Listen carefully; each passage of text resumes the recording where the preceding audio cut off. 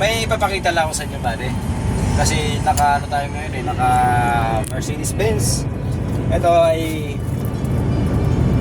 itong truck na to, buddy, may safety features to, buddy, na kumbaga, halimbawa, kagaya niyan. Nasa gitna ako. Pagka ako hinaantok-antok, tapos siyempre, dilat yung mata, may mga ganun tayo, di ba? Yung mga dilat na mata, tapos yung pala, hindi natin alam na gumagalaw-galaw na yung Kaya maririnig nyo, yung ano ba, gumalaw yung ulo ng truck nyo, lumipat sa, para kinakain niya ng isang linya. May mga ganun kayo maririnig. Ito, departure lane tawag yata nito. Lane departure. Lane departure. Tapos meron din naman ito, cruise control, kaya niyan. Hindi ako nakaapak ng gas. Naka 70 yan. Kusa lang tumatakbo niyan, walang gas. Hindi ako nakaapak ng acceleration, angat ko yung pa ako, tumatakbo yung truck. Ayan. Yun yung harap namin. Ayan mo yung harap namin. Kasama nga pala tayong training, kaya may taga-video tayo. Tapos, pagka ganyan ba, traffic, ang truck na to, may tinatawag na ano, yung kalimutan ko na sensor na para kusang siyang titigil ba, kusang piprino baga. Ayan. Yung sa harapan natin, merong isang truck, Utsi.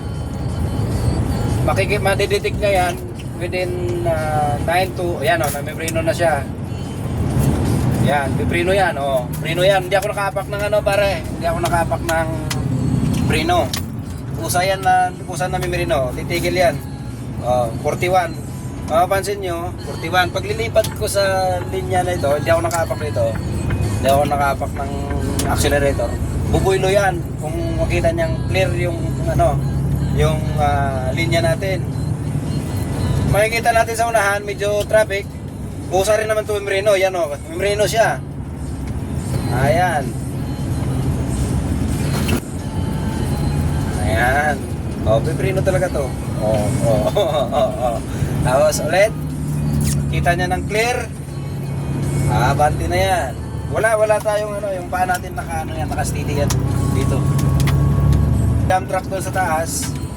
Dump truck, piprino. Tingnan niyo yung paa ko. Dump truck, hindi ko ililipat yan.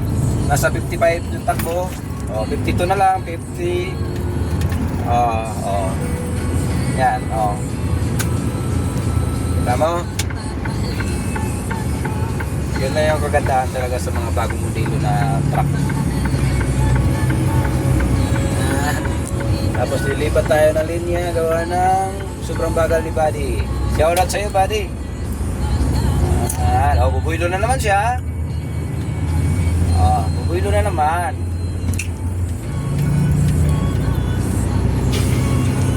Mga man na old model, walang ganito. DAP, meron na DAP, yung bagong DAP na yun.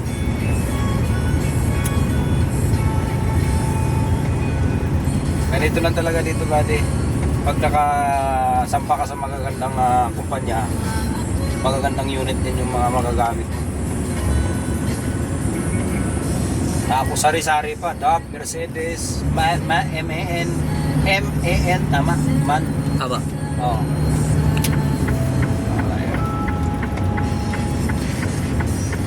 Tapos defensive driving, kailangan yan. Dito kayo.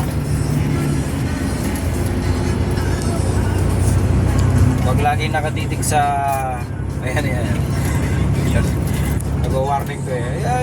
Ano yan eh, parang dagdag din sa atin, tulong sa driver baga. Pag nakatingin ka ng matagal doon, titingin ako ng matagal doon, vibrate to eh. Natatakot na ako kasi masakit eh. Huwag na.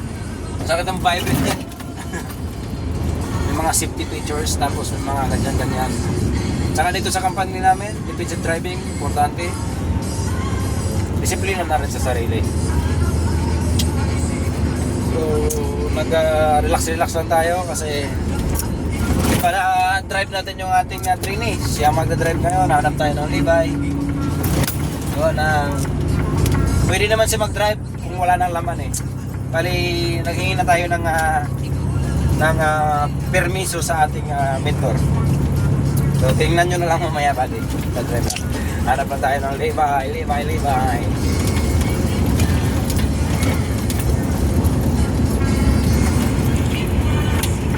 Oh!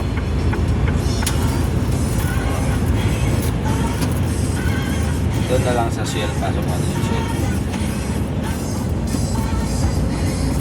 Doon sa atin.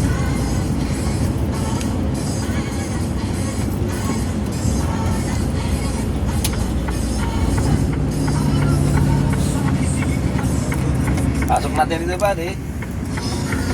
Magpapalitan kami yung dalawa.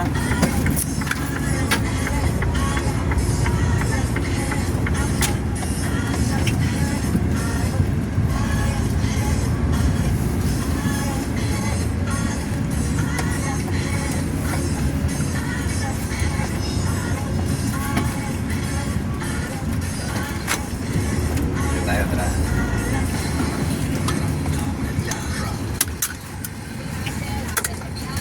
Buddy, unang dala niya ng Mercedes, tas automatic. Ayan, papadrive natin yung ating Trini, buddy.